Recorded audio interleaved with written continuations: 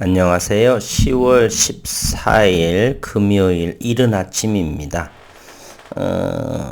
미국 뉴욕의 시장의 3대 지수가 일제히 반등을 했습니다.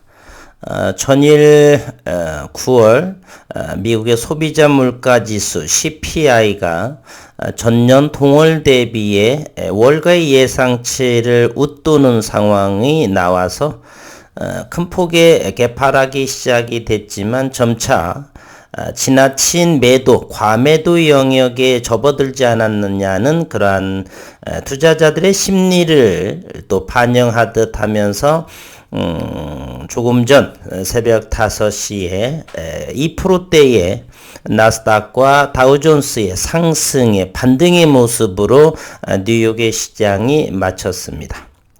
우리가 선물 옵션도 하지 않음에도 불구하고 개별 종목을 투자하는데 미국 증시를 봐야 되고 유럽의 증시를 지난 2010년에서 20년 그 코로나 팬데믹이 나오기까지는 고려 사항이 아니었습니다. 과거에 선물 옵션을 조금 공부를 할 적에는 늘 지수의 연관성이 있기 때문에 지구촌이라고 그러죠. 가까운 이유처럼 이제 전 세계가 그래서 동조화 현상이 빚어지기 때문에 항상 선물 옵션을 준비를 할 적에는 세계 경제의 흐름, 정치 등등 모든 영역을 좀 더 공부를 했어야 되겠죠. 대단히 쉽지 않은 일입니다.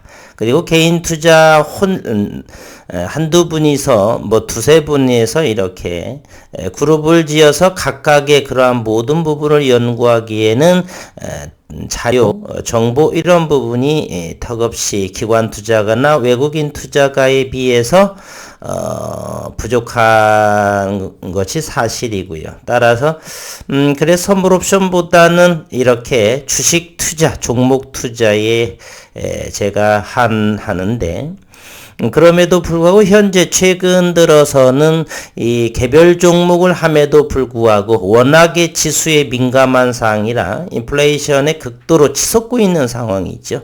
그러다 보니까 글로벌 시장, 미국 시장, 유럽 시장 등등을 보면서 우리 시장을 바라보고 우리 시장의 개별 종목인 물론 HLB겠죠. 그러한 종목의 추이를 지켜보기 위해서 이렇게 장황하게 왜 뉴욕의 증시, 유럽 증시를 해야 하는가에 대해서 잠시 필연성으로 설명해 드립니다. 함께 움직이기 때문에 그리고 워낙에 이제 투자 심리가 위축된 인플레이션, 가파르게 오르는 환율, 달러 강세 등등 여러 가지가 불확실한 글로벌 금융 시장 상황입니다.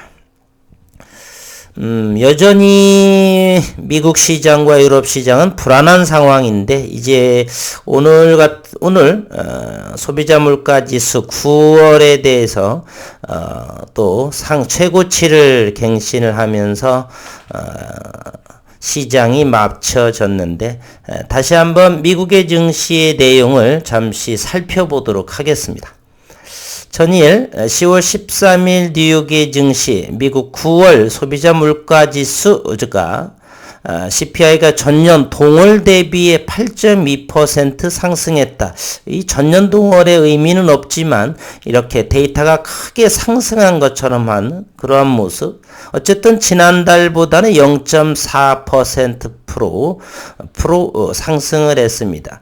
여기에 보면 296.17에서 296.81 최근 4개월 정도를 지켜보면은 이렇게 가파르게 상승을 했더랬는데 이제 최근 들어서는 296포인트 근방에서 고점을 저항을 의식하듯 이렇게 소비자 물가 지수가 횡보하는 그러한 모습에 40년 내의 최고치에 이와 같은 상승을 보였었던 것이죠. 가파르게 이렇게 상승을 보이면서 이제는 완만한 기울기가 이러한 모습을 현재 최근 4개월 동안의 모습을 보여주고 있다 하는 것을 우리 확인해 볼 수가 있습니다. 여튼 간에 근원 물가가 40년 만에 최대 폭의 상승을 하면서 뉴욕의 증시는 어젯밤에는 개파락 출발을 했습니다. 다우존스가 집계한 월가의 전망치를 각각 소폭 월가의 전망치는 전년 동월 대비 8.1%인데 8.2% 상승했다는 거고요. 전월 대비는 0.3% 상승하지 않겠느냐는데 0.1% 증가해서 0.4% 증가를 함으로 그러함에도 상회함 수준임에도 지수는 큰 폭의 개파락으로 출발을 했더랬죠. 국제유가 하락세로 휘발유 가격이 전월보다 4.9% 내려가는 등의 에너지 가격 변수가 2.1% 하락했음에도 불구하고 식료품, 주거비용 등이 가파른 오름세를 이어가면서 전체 물가를 높은 수준으로 유지시키며 인플레이션이 쉽게 잡히지 않는 모습인데 지난 4개월 이렇게 CPI 증가율을 보면 296포인트 근방에서 이렇게 저항의 모습을 보이며 어느 정도 고점을 암시하기도 한다. 이렇게 제가 멘트를 달았습니다. 코멘트를. 이제 앞으로는 이제 소비자 물가지수 발표도 끝났고 이제 3분기 실적에 대한 발표, 그로 인해서 다음 달 초에 열리는 연준의 FOMC 일정 0.75% 인상 유무에 우리는 또다시 증시의 급락 상황에 놓여 있은 여전히 불확실한 상황이 있고 어쨌든 오늘만큼은 반등, 강한 상승세 2%대 상승을 유지했다라는 결론입니다. 연합뉴스에 조금 전에 20분 전에 올라온 기사도 종합적으로 다시 한번 확인해 본다라면 뉴욕의 증시 40년 만에 최악 인플레이션에도 불구하고 급반등을 이루어서 다우존스가 2.8% 상승했다는 소식을 전합니다. 뉴욕 증시가 13일 현지 시간 시장 예상보다 나쁜 미국의 물가지표에도 불구하고 급반등을 했노라. 뉴욕 증시의 다우존스는 전장보다 827포인트 2.83% 급등한 3만 선에 거래가 마쳤고요. 기술주 중심의 나스닥은 232포인트 2.33%로 1600포인트 즉 1500포인트를 상회한 데이터로 장을 마감했습니다. 미국 연방준비제도가 더 정확한 물가지표로 판단하는 근원 CPI가 40년 만에 최대폭의 상승했다는 소식에 11월 1일에서 2일 최소 자이언트 스텝을 단행할 것이란 관측이 힘을 실렸기 때문이고요. 전체적인 전문가들의 의견을 보면 미국 금리가 4%에서 4.5%를 예상을 하는데 JP 모건 회장 월가의 전설이죠. 또한 황제라고 부르죠. 그런 JP 모건 회장은 5% 이상 즉 현재보다도 20에서 30% 정도의 더 조정이 이어지지 않겠느냐 그러면서 금리는 5% 이상까지도 열어둬야 된다라고 이렇게 현재 워싱턴 DC에서 IMF 연차 총회에서 화상으로 이렇게 밝힌 부분을 본 적이 있습니다. 여전히 미국 시장이 인플레이션으로 인해서 불안한 상황이다. 이러한 이야기가 되겠죠. 유럽의 증시 또한 같은 맥락의 흐름으로 따라서 아시아 우리 증시 역시 그곳에서 크게 벗어나지 않는 상황으로 이어질 수가 있다. 한편 그럼에도 불구하고 우리 HLB와 HLB 그룹주는 강한 또 임상의 모멘텀을 또 가지고 있고 FDA, NDA 신청의 모멘텀으로서 이 미국 증시, 유럽 증시의 열악한 불확실성과 함께 이러한 속에서 함께 격돌하면서 시장의 수급이 과연 HLB 쪽으로 몰려들 것인가 이런 부분에 우리가 생각해 볼 필요가 있겠죠. 따라서 다른 종목에 비해서 이렇게 불확실한 상황임에도 다른 종목에 비해서는 낙폭이 제한적이고 또 저가 매수세가 들어오지 않을까 하는 생각을 하기 때문에 크게 염려하지 않으셔도 되겠다. 그리고 올해 연내에 선낭함에 대한 ND 신청 그리고 늦어도 내년 초 발빠르게 NDA 신청을 하려고 하는 그런 HLB의 또 강한 의지 올해의 엘레바의 임원들 C레벨의 이런 분들을 영입을 하는 그러한 상황을 본다라면 충분히 그러한 리보세라니 병용요법의 가능성 이러한 부분으로 NDA 신청에 좀 한 발 다가서는 그래서 긍정적인 힘 너무 걱정하지 않으셔도 시장이 이러한 상황임에도 불구하고 저가 매수세는 어느 정도 그럼에도 내년 3월 또는 6월 사이까지는 어느 정도 이와 같은 상황이 크거나 좀 작게 지속적이 되지 않을까 하는 생각을 합니다. 이러한 과정도 충분히 겪다 보면은 어찌 보면 하나의 이렇게 상승과 하락의 하나의 사이클 정도를 본다라면 최소한 주식 투자는 10여 년 이상 정도는 해야지만 좀 더 강한 멘탈이 되지 않는가? 이런 생각도 한번 해보게 됩니다. 오늘 새벽 5시에 마친 다우존스의 모습을 본다라면 다우존스의 차트를 보면은 그동안의 장대 양봉의 모습을 보일 수 있죠. 827포인트가 상승을 하게 되었네요. 나스닥 역시 232, 2%대의 상승. 이것도 강한 장대 양봉의 모습을 보이고 있다라는 것입니다. 이제 분봉을 통해서 전체적인 간밤에 나스닥의 그러한 모습을 한번 살펴보도록 하겠습니다.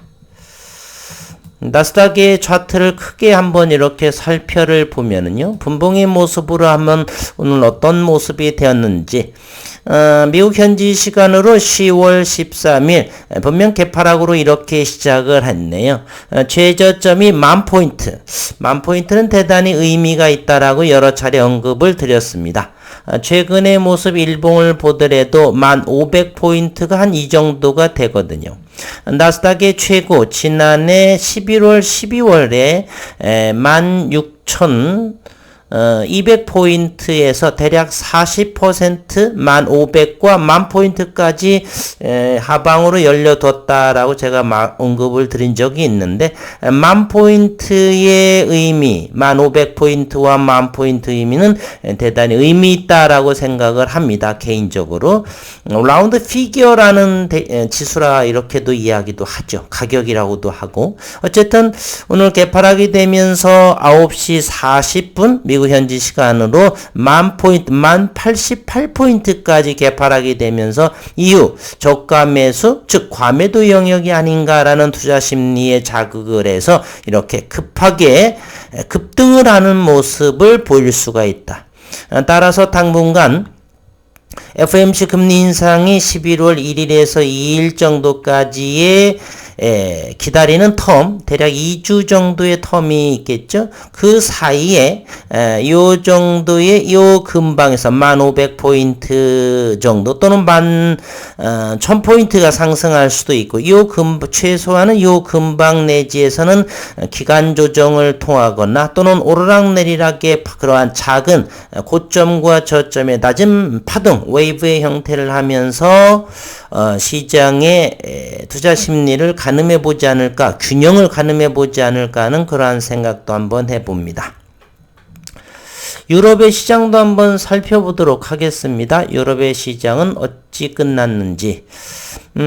여기에 보면은 독일, 프랑스가 1%대의 상승에 마감을 했다는 것. 나머지 국가들은 아직 업데이트가 되지 않은 상황이고요. 독일과 프랑스의 지수를 본다면 1%대의 상승의 모습을 프랑스 증시를 잠시 한번 일봉의 모습을 한번 확인해 볼까요?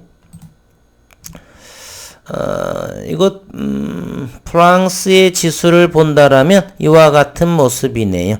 최근에 이와 같은 5,800포인트 의 모습 8월, 9월 여전히 이거 유럽의 증시 프랑스도 저점이 점차적으로 낮아져 가는 고점도 줄어져 가는 2022년 연초에 최고치를 찍으면서 이와 같은 5,500까지도 열린 그러한 상황으로 되지 않을까. 아직은 일단 요 금방 8월 말에서 10월 사이에서는 이렇게 양봉들의 움직임이 상당히 많으면서 이곳 저점의 그 근방에서 지지 유무를 확인하는지도 좀 지켜볼 필요가 있고요. 어쨌든 오늘만큼은 유럽과 미국의 증시가 반등을 했노라 이렇게 이러한 소식을 전해 봅니다. 오늘 불금 벌써 한 주간이 마무리되고요. 이제 행락철이 시작이 되겠죠. 단풍 구경을 하는. 저도 22일 다음 주 정도 토요일 정도에 다음 토요일 이렇게 오대산 쪽으로 이게 지인들과 함께 잠시 트레킹이라고 했나요? 이게 잠시 좀 한 시간 남짓 이렇게 일찍 걷는다라고 해서 함께 참여하기로 했는데, 모쪼록 이 깊어가는 가을 건강관리 잘 하시고, 주식은 시간이 지나가게 되면 기업에 큰 하자가 없으면 아무리 큰 폭의 하락을 하더라도 그 기업 가치에 시장에서 수렴한다라고 하는 것을 깨달으시면서 오늘도 즐거운 마음으로 일상에 충실하시기를 바라겠습니다.